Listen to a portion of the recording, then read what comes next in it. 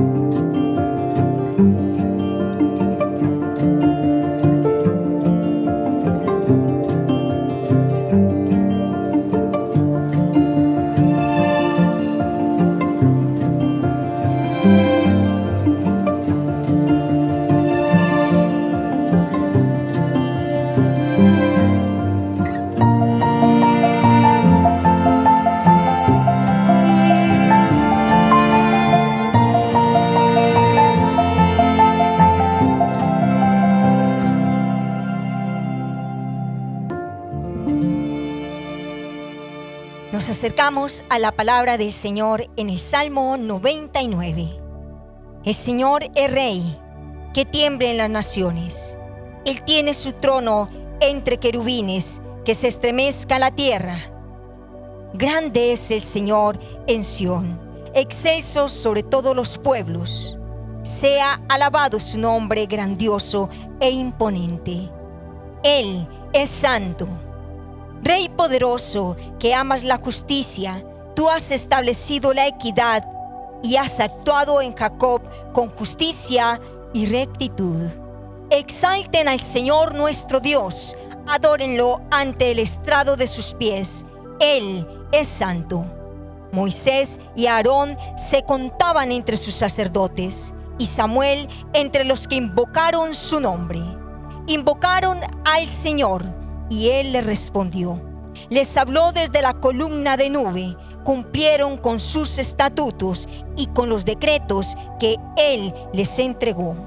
Señor y Dios nuestro, tú le respondiste. Fuiste para ellos un Dios perdonador, aun cuando castigaste sus rebeliones. Exalten al Señor nuestro Dios. Adórenlo en su santo monte. Santo es el Señor nuestro Dios. Aleluya. Como nos lo dice el Salmo 99, hoy es el tiempo de adorar al Señor. Exalten al Señor nuestro Dios. Adórenlo en su santo monte. Santo es el Señor nuestro Dios. Vamos a bendecirlo a Él, Señor. Agradecidos estamos con la oportunidad que nos brindas una vez más de estar delante de ti en el propósito de adorarte, de honrarte, de reconocerte. Como lo dice el Salmo, Señor, exaltamos tu nombre, Señor. imploramos tu misericordia. Y hoy, Señor, nuestras voces se levantan para celebrar a tu nombre, para glorificarte y para decirte que tú eres digno de nuestra adoración. El Dios santo, santo, santo es a quien hoy venimos a adorar, el Dios de la Escritura. La gloria sea solo para ti, Señor. La exaltación recíbela, Señor, que fluye de nuestros corazones hacia ti. Bendito seas, Señor.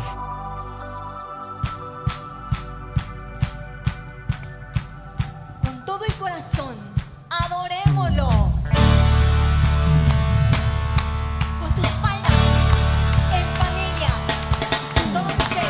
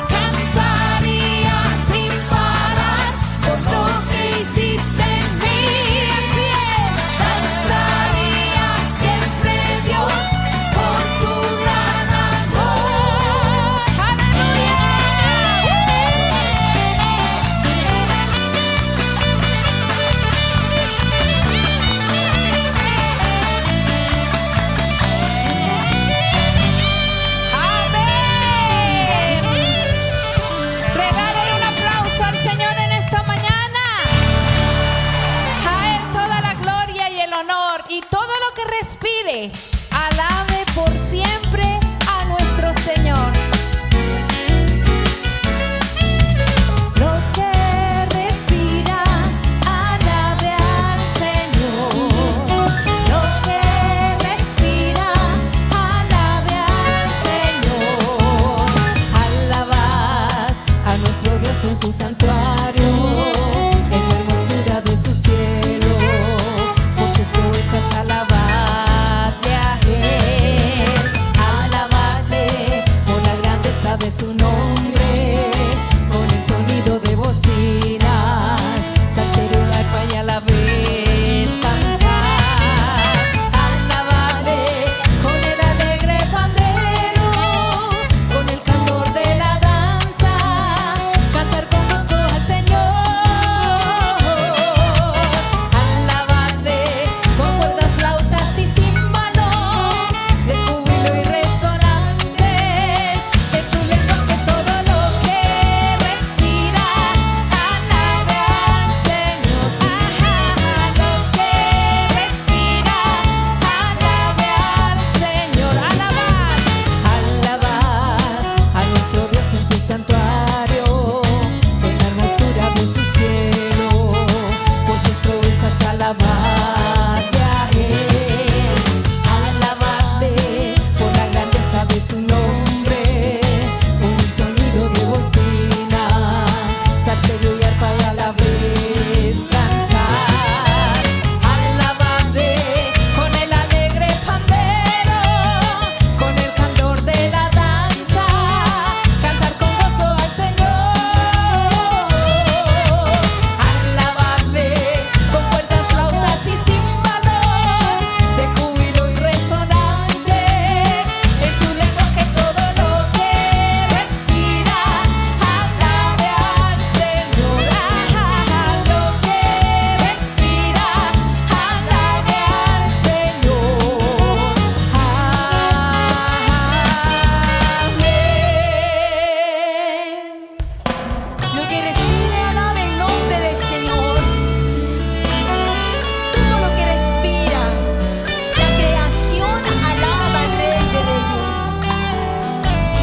Nuestro corazón se rinde delante de Él.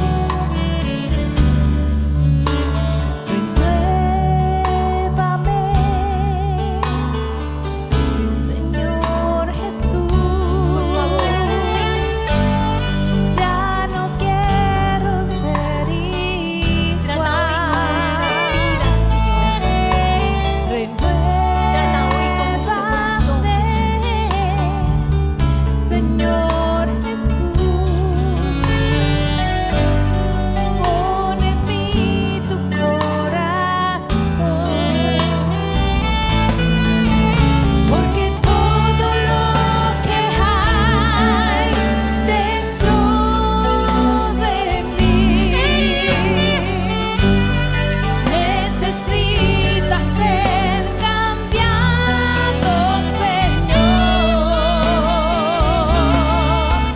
Porque todo lo que hay dentro de mi corazón necesita más de ti. Señor. Necesitamos de ti, Jesús. Renueva nuestro corazón. Exalten al Señor nuestro Dios, adórenlo ante el estrado de sus pies. Él es santo.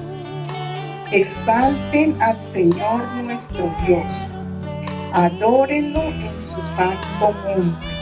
Santo es el Señor nuestro Dios. Salmo 99, 5 y 9. En reconocimiento a la santidad de nuestro Dios, los invito, hermanos, a adorarle como lo dice el salmista. Y qué mejor manera sino ofreciéndole nuestros diezmos y ofrendas, así como compartiendo con nuestros hermanos más necesitados a través de la canasta del amor. Santísimo Padre, gracias por permitirnos adorarte a través de nuestros diezmos y ofrendas. Bendice las manos que las van a administrar para que cada día muchas personas más puedan conocer de ti y recibir los beneficios de tu santidad. Amén. Que tú miras, Señor, todo Rey de Reyes. Presentamos nuestra vida. Necesita ser cambiado, Señor, porque todo lo que hay dentro de mi corazón necesita más de ti. Yo necesito más de ti. Necesito más de tu presencia. Necesito, Señor, dile, necesito de ti. Necesitamos de ti, Rey. La familia entera necesita de ti, Señor. Ministrando nuestras vidas, restaurando relaciones, trayendo libertad, Señor. Necesitamos de tu presencia, Dios. Todo aquello que hay en nuestra vida que no te agrada, Jesús de Nazaret, trátalo, precioso Dios. Todo aquello, Señor, que impide, precioso Cristo, acercarnos en libertad y santidad a tu presencia, quítalo de nuestras vidas. Restaura y sana corazones, restaura y sana familias enteras, amado Señor. Prepáranos para el mensaje de tu palabra, Señor. Tu palabra que da vida, tu palabra que transforma el corazón del ser humano.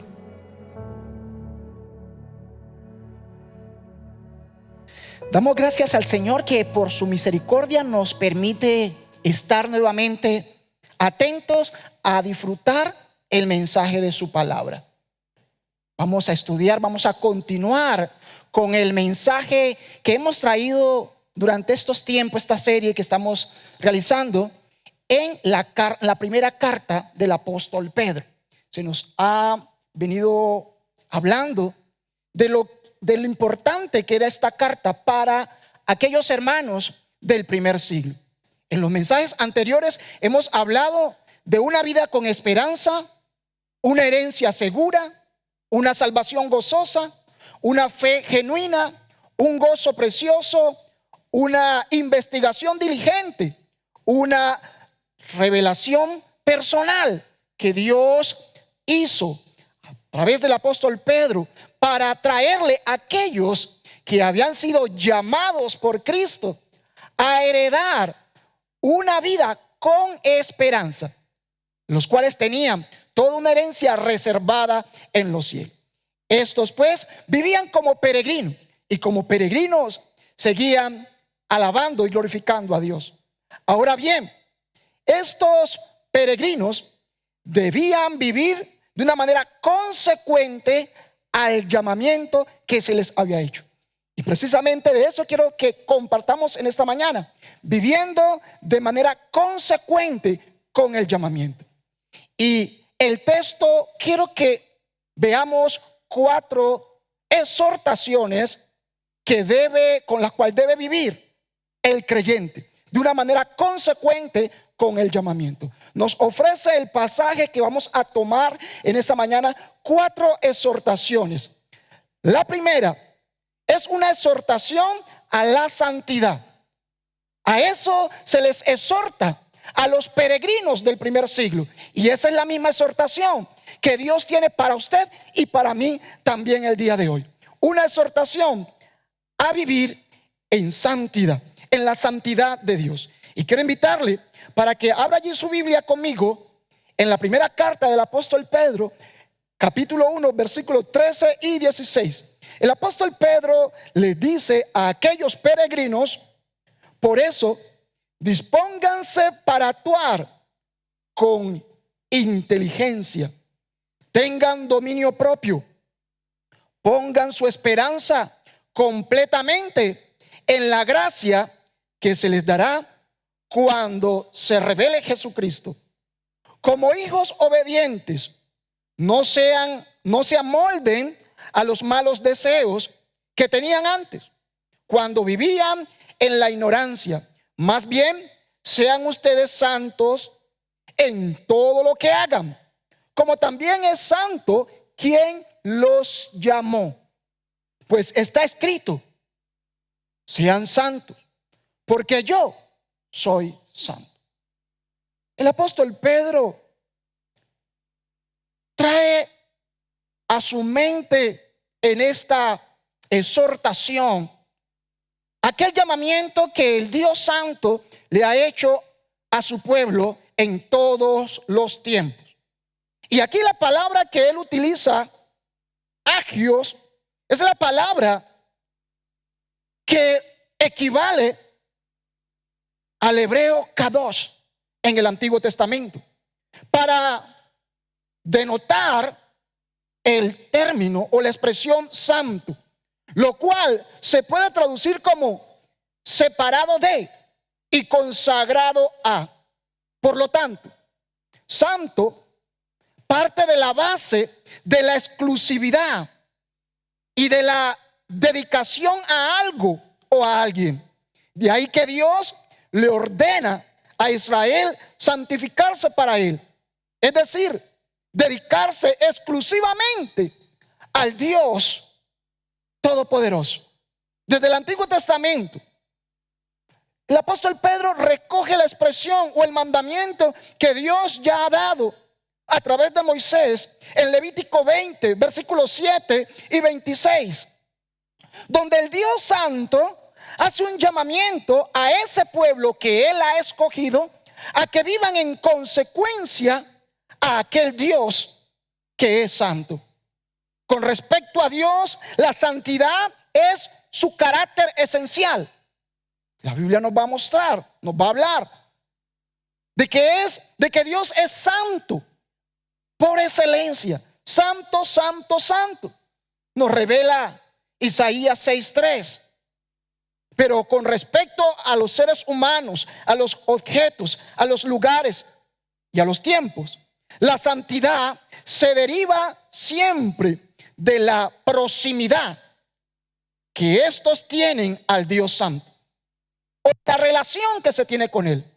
Ahora entonces, aquella santidad o aquella vida de santidad a la cual el apóstol Pedro le está haciendo referencia a estos peregrinos, no es una santidad que se obtiene como méritos a las propias obras humanas, sino que más bien es una santidad que surge a partir de la relación con Dios. Es decir, Dios ha llamado a un pueblo para que sea santo, y cuando este pueblo goza de su presencia, goza de su cercanía, este pueblo podrá ser verdaderamente santo. En tanto vivamos en esa relación con Dios, podemos gozar de esa santidad. La santidad es el llamado constante de Dios a todo su pueblo desde el Antiguo Testamento. El pueblo de Dios es santo en virtud de esa relación, en virtud de ese llamado, en virtud del vínculo con el Dios que santifica a su pueblo. El pueblo no es santo por sus propios méritos. Esta santidad no es un logro personal, sino un estado al que Dios en gracia llama al hombre. Y eso es muy importante que nosotros lo tengamos claro en nuestros tiempos. Que la santidad no es el esfuerzo humano. La santidad no es el resultado de una moral elevada. La santidad no es el resultado de mis logros, de mi abstinencia. La santidad es el resultado a ser llamados por Dios, a vivir en una relación de vínculo con el Dios Santo, el cual santifica a su pueblo. Entonces, lo que Pedro está llamando la atención a estos peregrinos es a vivir una vida de relación estrecha con ese Dios santo, y como producto de esa relación de vínculo con ese Dios santo, este pueblo actuará, estos peregrinos vivirán en santidad. En santidad. Esta santidad no es un logro personal, sino que es un estado que Dios por su gracia llama al hombre, como lo va a decir en 2 de Timoteo capítulo 1 versículo 9. Pero los creyentes son exhortados a santificarse en consecuencia a su llamamiento, purificándose de toda contaminación, como lo dice el versículo que estamos leyendo de 1 de Pedro 1 versículo 13 al 15. El creyente, en consecuencia a esa santidad que Dios le ha dado al llamarlo, a esa, como consecuencia a ese llamado que Dios le ha hecho, ahora el creyente vive para ese Dios. Vive para ese Dios. Por eso nos va a decir, por eso dispónganse para actuar con inteligencia, tengan dominio propio, pongan su esperanza completamente en la gracia que se les dará cuando se revele Jesucristo. Como hijos obedientes, no se amolden a los malos deseos que tenían antes, cuando vivían en la ignorancia. Más bien, sean ustedes santos en todo lo que hagan. No en algunas cosas, una santidad en todo lo que el creyente, lo que el peregrino hace en esta tierra. Todas sus acciones deben ser consecuentes al Dios santo. Y el texto versículo 13 dice por esto. ¿Por qué por esto? Es decir, en consecuencia a lo que ha venido anunciando, en consecuencia al llamamiento, en consecuencia a la herencia, en consecuencia a esa fe que deben tener, en consecuencia a esa patria celestial, en consecuencia a todo ese mensaje tan valioso, tan importante, que los profetas estudiaron de forma diligente para revelarlo. En consecuencia a todo esto tan valioso, ellos ahora debían vivir de una forma coherente con su llamamiento. Y una expresión coherente al llamamiento que hemos recibido de parte de Dios es vivir en santidad, puesto que es el Dios santo quien santifica a su pueblo. Es la presencia de Dios en el creyente la garantía de toda santidad verdadera. Sin una presencia real, sin un llamamiento real de Dios, no podemos hablar de santidad. No se puede hablar de santidad en un creyente si no se vive en relación a la intimidad, en relación a la presencia de Dios. Es Dios mismo, por medio de su Espíritu Santo, quien santifica a su pueblo, quien ha separado. La santidad tiene que ver con estar separado de. Y esa separación de la hace Dios. Dios separa al creyente cuando lo llama. Dios separa al creyente cuando le da vida nueva en Cristo. Dios separa al creyente cuando lo regenera por medio de su Espíritu Santo. Santidad entonces es estar separado de ese mundo, de esa vida sin sentido, sin propósito, y consagrado ahora entonces a un propósito. Lo que el apóstol está diciendo es recordándoles que han sido separados y ahora son consagrados, y por esa separación y consagración deben de estar ellos con una actitud diferente, siendo diligentes, viviendo con dominio propio, viviendo con esperanza. Ser santo es dedicarnos cada día más a Dios, y esto lo hacemos obedeciéndole a Él, sometiéndonos a su voluntad y a su palabra. Entonces la santidad se vive en tanto que el creyente, que el peregrino entiende que es peregrino en esta tierra y ahora vive en obediencia a la palabra. Entonces, la santidad del creyente se va a expresar prácticamente en una vida de obediencia, en una vida de sometimiento a la voluntad de Dios, cualquiera que ésta sea. La santidad del creyente se va a ver observada en una vida en absoluta sumisión a la palabra de Dios. El versículo 2 en el mismo capítulo 1 que estamos dice: según la previsión de Dios el Padre, mediante la obra santificadora del Espíritu Santo, para obedecer a Jesucristo y ser redimidos por su sangre. Nos va a hablar entonces de esa obra. ¿Quién es el que hace la obra santificadora? ¿Para qué somos santificados? Y la santidad del creyente se va a ver evidenciada en una vida de obediencia. La santidad no son actos humanos bien intencionados. La santidad es mucho más que abstinencia. La santidad es mucho más que una buena moral.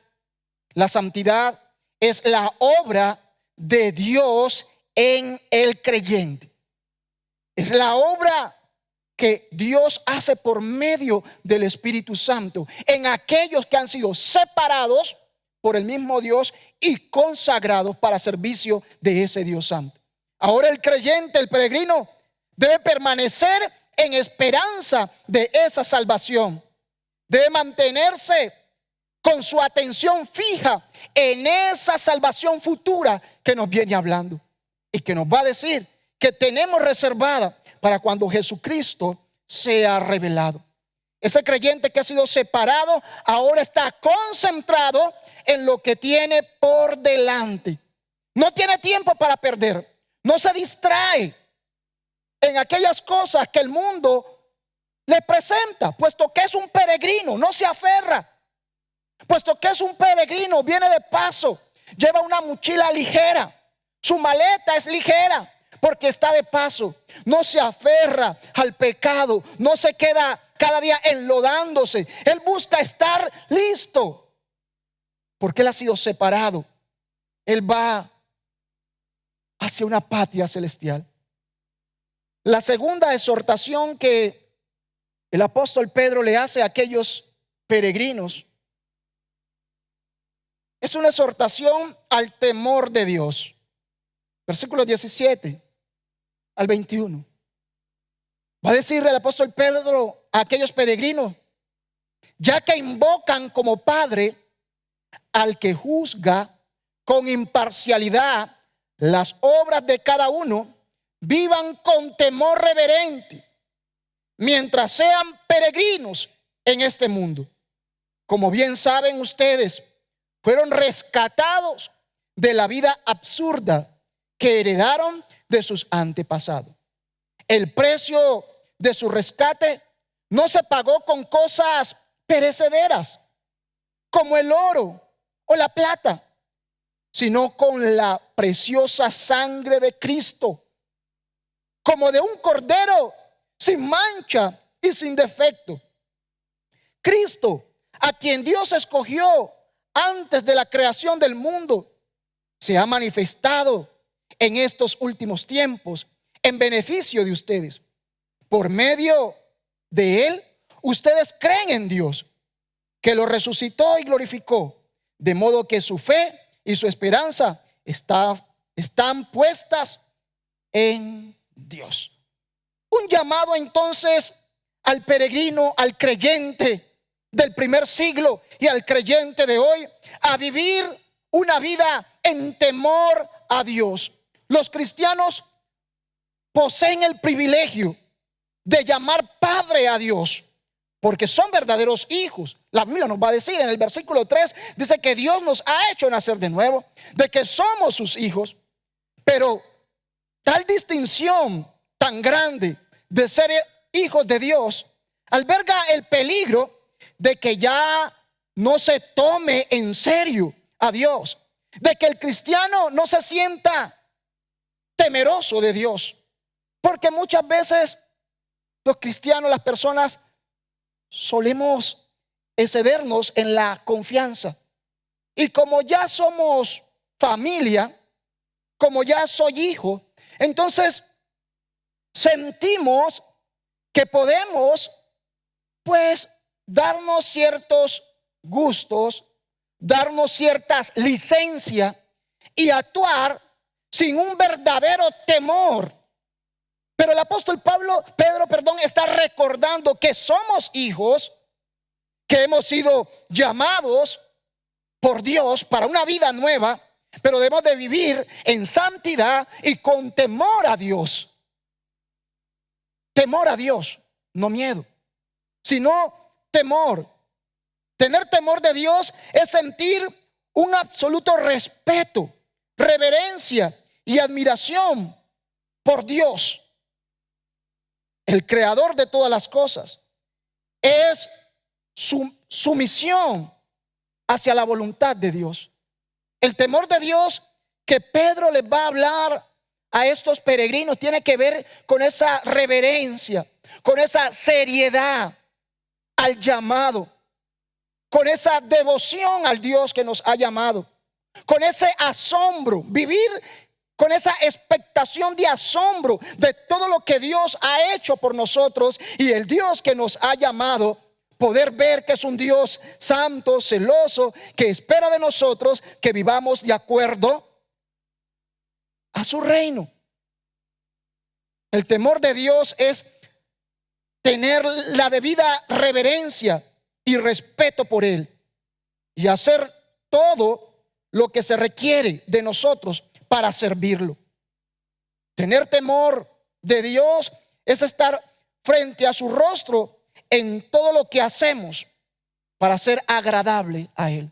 Saber que en todo lo que hacemos, que en todo tiempo estamos delante de Dios.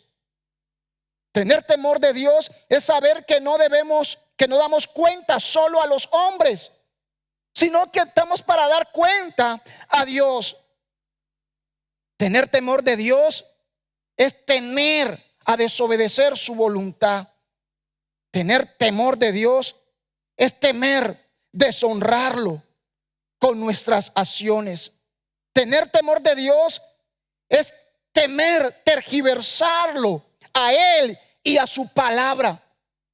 Es tener temor ante su palabra, temblar ante su palabra. No querer tergiversar lo que Él ya ha dicho, sentir respeto ante ella. Tener temor de Dios es sentir o tener un odio profundo por el pecado y ver con mucha seriedad nuestro llamamiento. Tener temor de Dios es amarlo solo a Él, de todo corazón, con toda nuestra fuerza, con toda nuestra alma, porque Él nos amó primero.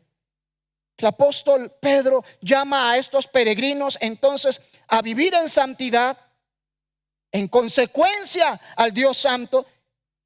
Pero es una santidad que no se debe a los esfuerzos humanos. Es una santidad que no se debe a nuestros propios méritos. Es una santidad que es la obra del Espíritu Santo en el creyente que ha sido llamado o separado por Dios para su servicio. Esa santidad que tiene que ver con esa presencia santificadora de Dios en el creyente, que hace que del creyente surja ese temor reverente, ese profundo asombro por Dios, ese deseo de agradar a Dios, ese temor de irle a fallar, esa seriedad ante Él, ante su palabra. A eso han sido llamados estos peregrinos del primer tiempo, y hacia eso hemos sido llamados también nosotros. La tercera exhortación que el apóstol Pedro le hace a aquellos peregrinos es una exhortación al amor fraternal. El versículo 22 va a decirnos: ahora que se han purificado obedeciendo a la verdad y tienen un amor sincero por sus hermanos, ámense de todo corazón los unos a los otros. un llamado, una forma de vivir la vida cristiana, una forma de vivir el discipulado práctico en amor los unos con los otros. Esta es la forma como los cristianos del primer siglo eran llamados a vivir su fe en comunidad. Y pues por eso eran conocidos.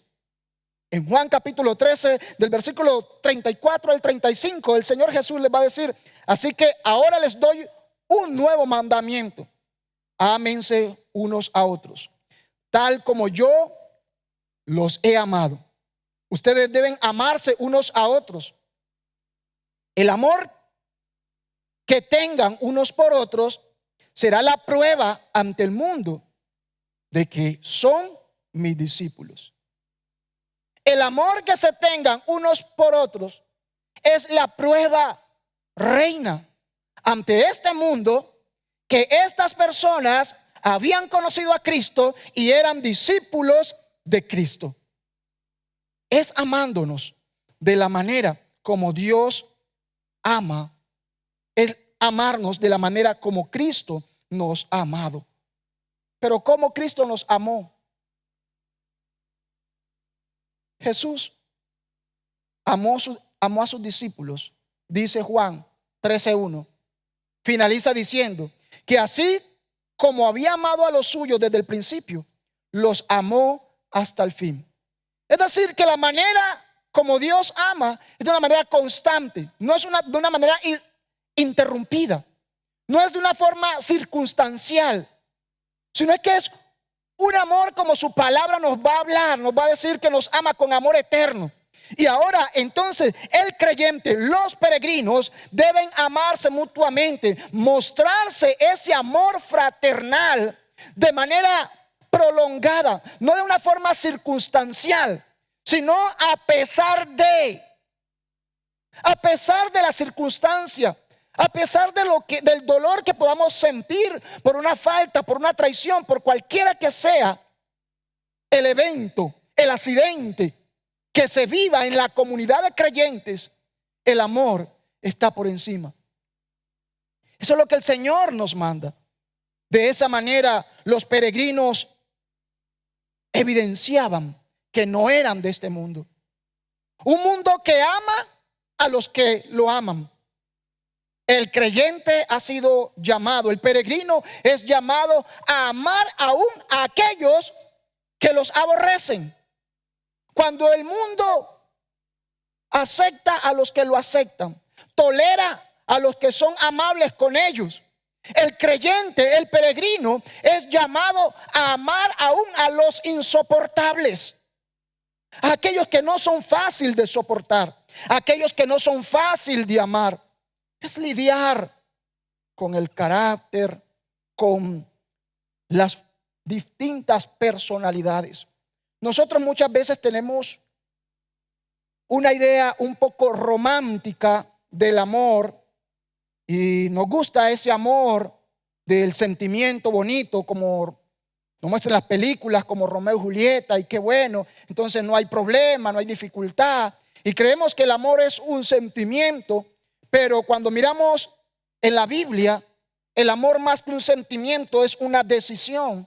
Y entonces a lo que estos discípulos, a lo que estos peregrinos están siendo llamados, no es a experimentar, no es a tener una experiencia romántica con el hermano insoportable. No es simplemente un llamado a sentir maripositas en el estómago. No, es un llamado a tomar la decisión de amar a pesar de. La forma como Jesús ama, esa es la forma como los creyentes son llamados a amar. Y Juan nos va a decir que Jesús, así como había amado a los suyos desde el principio, los amó hasta el fin. Es fácil amar en el principio. Cuando todo empieza, cuando la relación empieza, cuando apenas nos conocemos, brota ese amor a primera vista. Pero el discípulo, el llamado, el peregrino, no es llamado a amar a primera vista. El peregrino ha sido llamado a amar a segunda vista. Y ese llamado a amar a segunda vista es ese llamado a amar a pesar de. Porque en la primera impresión, la primera vista es la primera impresión. Cuando todo es bello, hermoso, cuando no conozco, cuando todo es impactante, pero hemos sido llamados, o el creyente es llamado a amar aún después de conocer y darse cuenta la joyita de hermano en la fe que tiene. A eso hemos sido llamados. A eso hemos sido llamados. A amarnos los unos a los otros.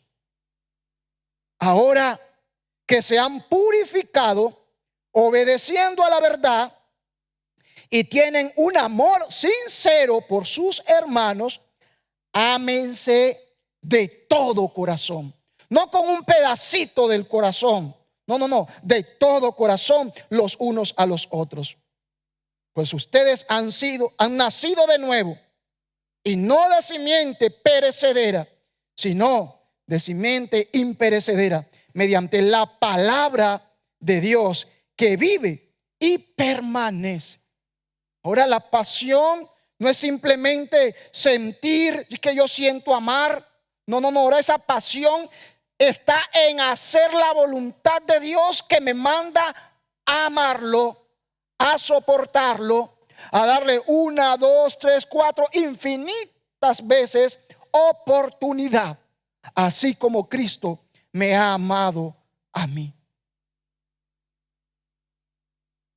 Romanos capítulo 12, versículo 10 va a decir: ámense los unos a los otros con amor fraternal, respetándose y honrándose mutuamente. Ámense los unos a los otros con amor fraternal. Y nos va a mostrar cómo se evidencia ese amor fraternal: con el respeto y con la honra el uno al otro. Porque te amo, te respeto. Porque te amo, te honro. Porque te amo, te cuido. Porque te amo, te sirvo. Porque te amo, menguo yo para que crezcas tú. Porque te amo, entonces me considero inferior al otro para servirle. Como dice la palabra, que nos consideremos como servidores de nuestros hermanos. Es ese amor al cual el peregrino es exhortado a vivir su fe de esa manera. Y la cuarta exhortación tiene que ver con la perseverancia, con el permanecer fieles. La exhortación que se le hace al peregrino, en cuarto lugar, es una exhortación a permanecer fieles a la palabra, fieles al Señor. Va a hablar entonces el capítulo 2, versículo 1 de esta primera carta. Por lo tanto, abandonando toda maldad y todo engaño, hipocresía, envidias y toda calumnia, deseen con ansia la leche pura de la palabra, como niños recién nacidos. Así, por medio de ella, crecerán en su salvación, ahora que han probado lo bueno que es el Señor. Es esa permanencia fiel al Señor, a su palabra, aquello que nos va a hacer crecer. El creyente, como niño recién nacido, necesita del pecho de su madre, de la leche materna. Así el creyente necesita del alimento espiritual, de la palabra pura, de la palabra sin adulteración, para poder crecer en su vida, para poder crecer en su fe, para poder crecer en la vida cristiana. Es la palabra la que hace que el creyente crezca. El creyente, la iglesia, no debe crecer a punta de nuevas revelaciones, ni nuevas visiones, ni de sentimientos, ni de ideas, ni de filosofías.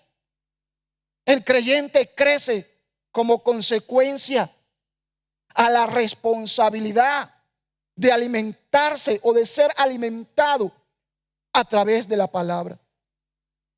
Una vez que los fieles han llegado a ser nuevas criaturas por medio de Jesucristo, engendrados por Dios, deben de depender de la palabra de Dios para poder desprenderse de su vieja naturaleza, para poder aprender a vivir conforme las políticas del reino de los cielos, de la patria celestial, para poder despojarse de su vieja naturaleza. Tienen que vivir y alimentarse por la palabra, puesto que es una nueva vida.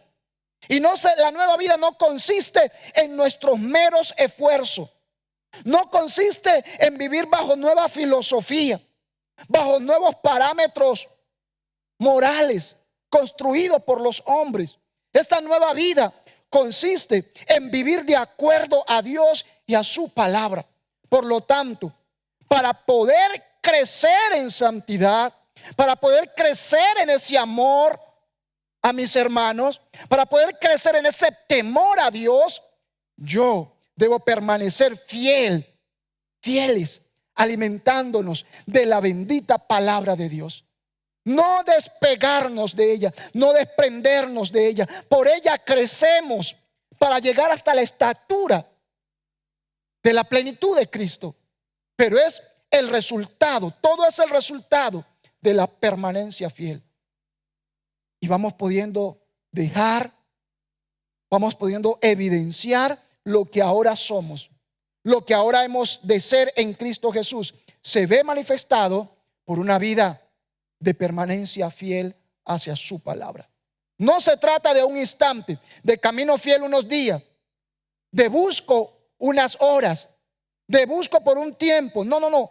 El llamado al creyente es un llamado a permanecer fieles. Y en esa permanencia fiel va a tener que lidiar con muchas cosas de su vieja vida. Va a tener que lidiar constantemente, diariamente nos enfrentamos a aquellos viejos rudimentos de nuestra vida pasada. Y es por la palabra de Dios, es en relación con Dios, es por el Espíritu de Dios santificándonos cada día que el creyente puede abandonar toda maldad y todo engaño y toda hipocresía y toda envidia y toda calumnia.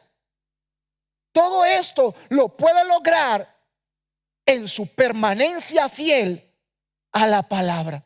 Es llenándonos con la palabra, es conociendo al Dios de la palabra el que va transformando la vida de este peregrino. Recordemos entonces, a manera de conclusión, las 4 exhortaciones que se le hace a aquellos peregrinos para que vivan de manera consecuente con su llamamiento. Número 1, una exhortación a la santidad. Número 2, una exhortación a un temor a Dios. Número 3, una exhortación a un amor fraterno. Y número 4, una exhortación a permanecer fieles al Señor. Que el Señor nos continúe bendiciendo. Que el Señor nos ayude en este peregrinar por esta tierra. Recordemos, no somos de aquí, no somos de allá, somos de una patria celestial. Y como peregrinos en esta tierra se nos llama a vivir en consecuencia a ese llamamiento que Dios nos ha hecho en Cristo Jesús. Dios nos bendiga, Dios nos guarde. Inclina su rostro y oremos dándole gracias al Señor por habernos llamado.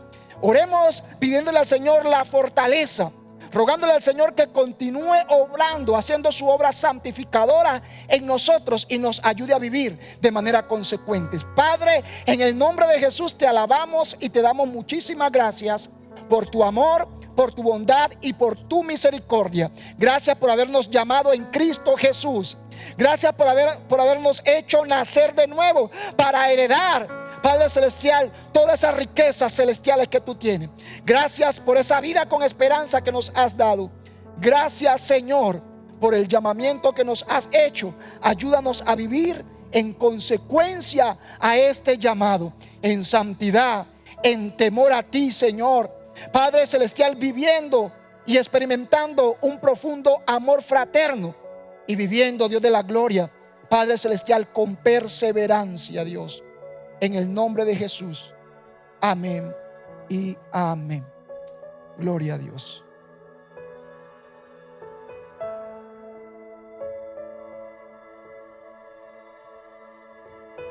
Amén.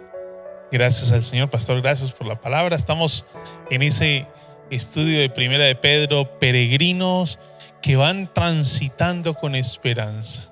Y a esos peregrinos entonces hoy se les han dado 4 exhortaciones para tenerlas presentes. 4 exhortaciones. Repáselas ahí con el que está a su lado. Pastor, la primera es una exhortación a la santidad. A la santidad. Ser santos porque Él es santo. La segunda exhortación es un llamado a vivir en temor. Un llamado a vivir en el temor. Tengo un libro que se llama El temor olvidado. Cuando mencionó lo del temor de Dios, creo que algo que hemos olvidado es eso de temor de Dios. Hoy se volvió el amigo, el parcero, el cercano, y se nos olvidó que Él es Dios a quien debemos temerle. La tercera exhortación es una exhortación al amor fraterno. Al amor fraterno. Y la cuarta exhortación a permanencia fiel. A una permanencia en la palabra del Señor. De manera que ahí tenemos esa exhortación para esos peregrinos que van caminando con esperanza. Dios me los bendiga. Recuerde compartir con los suyos antes de pararse y continuar las actividades. Tómese un tiempo para compartir con los suyos. Tómese un café, un tiempo de compartir para mirar qué ha sido la lección del Señor, a qué les ha llamado el Señor, qué ha sido el desafío del Señor. Y continuamos en la primera carta de Pedro, ahora entonces del capítulo 2 en adelante. Un abrazo y bendiciones en esta nueva semana.